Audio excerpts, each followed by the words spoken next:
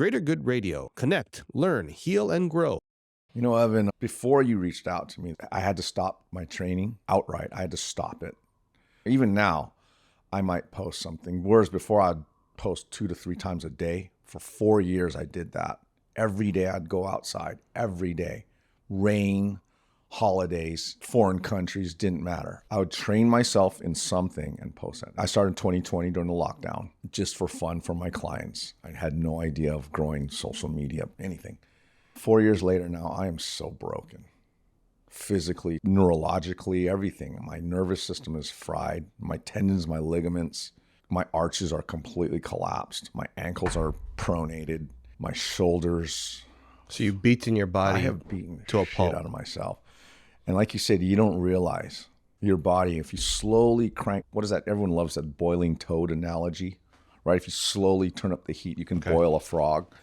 I'm sure everybody on this planet in some way is boiling the frog on themselves, you know, just slowly dialing up that heat, just taking it and taking it. Next thing you know, you're just boiled alive. And that's where I felt like I was boiled. Every workout I did, I was realizing I'm overdrawing maxed out credit cards. The workouts I was doing, I knew deep in my heart weren't in any way going to make me better or stronger, faster, whatever. I realized I was just kind of doing it because I was on this hamster wheel of social media. And it's kind of funny because I don't get a lot of financial reward from it at all. People think, oh, if you have more than 1 million or so followers, then money and fame. Not at all, man. I still got to go to work. I've been driving the same car for my daughter's 17 years. So yeah, I don't do this for money.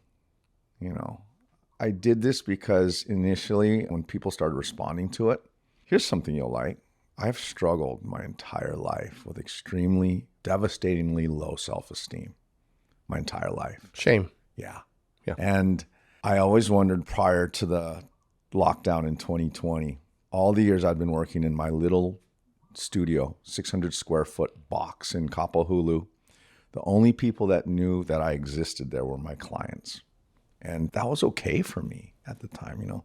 But I always wondered, I'd been there for over 20 years, just doing the same thing, not expanding my business because I was afraid to. And I had no confidence in myself to do so. And yeah, I always wondered if what I was doing was worth shit to anybody outside of the walls of my office. And the response that I got from initially YouTube, which is where I was just posting, and then eventually TikTok and then Instagram, and was that apparently some of the things I had been working on and that only my clients and myself and my wife and my daughters knew, there was some value to it. And that was very healing for me to validate some of these things that I'd always wondered, this crazy shit that I've been doing here all by myself. I spent hundreds of hours by myself in that office when there were no clients there, doing the things that people see me do on Instagram now. So what might be new to them, that stuff is old to me. And being validated, at least for some of it, some of the stuff I post might just be only relevant to me. But my thing has always been, I don't post what I feel is going to do well or make people like me or follow me. I just take whatever I did on a given day, either the best part of it, the worst part, or the funniest part, and I post that.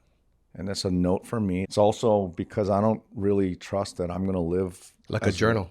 It's a journal. That's all it is. My Instagram especially, I don't post as much to TikTok anymore, but Instagram, it always has been, not become, from the very beginning. All of these platforms were just journals. But it became obsessive. I realized, why am I killing myself posting every day? So I stopped. And, you know, I also realized that spiritually, I had gotten the validation I needed. I pretty much got that rather soon after I started posting, and my account started to grow. And I also learned that it's not enough. This sounds terrible, but for me, it's not enough for your loved ones to tell you that you're wonderful and you're great. It's not. And for people that might not have these loved ones, like a wife and children and my in-laws and my dad, to tell me this, they might think, how dare you? I would just love to have somebody alive that would tell me I'm great, that's related to me.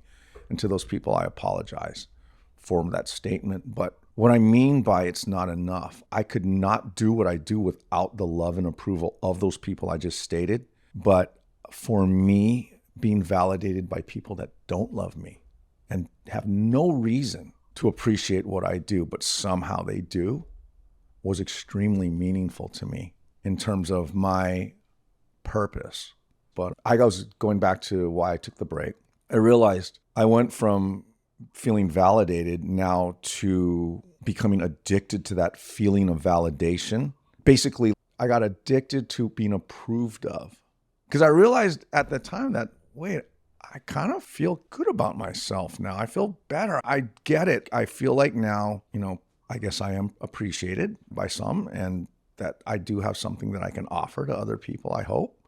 And when I realized that, and then I asked myself, so let's say you stop right now and everything just starts to crumble. Your following starts to fall, your engagement, all these numbers, algorithms. What if that just starts to fall? At that point, I had to say, in order for me to continue doing this, if I can't say that's okay, then I'm not going to make it in this, if I want to make it in this social media world. So I had to say, it's okay, man. It's all right. If you resonate with Greater Good Radio, please join our community at www.greatergoodradio.com, where you can get access to exclusive content and offerings. Hope to see you soon.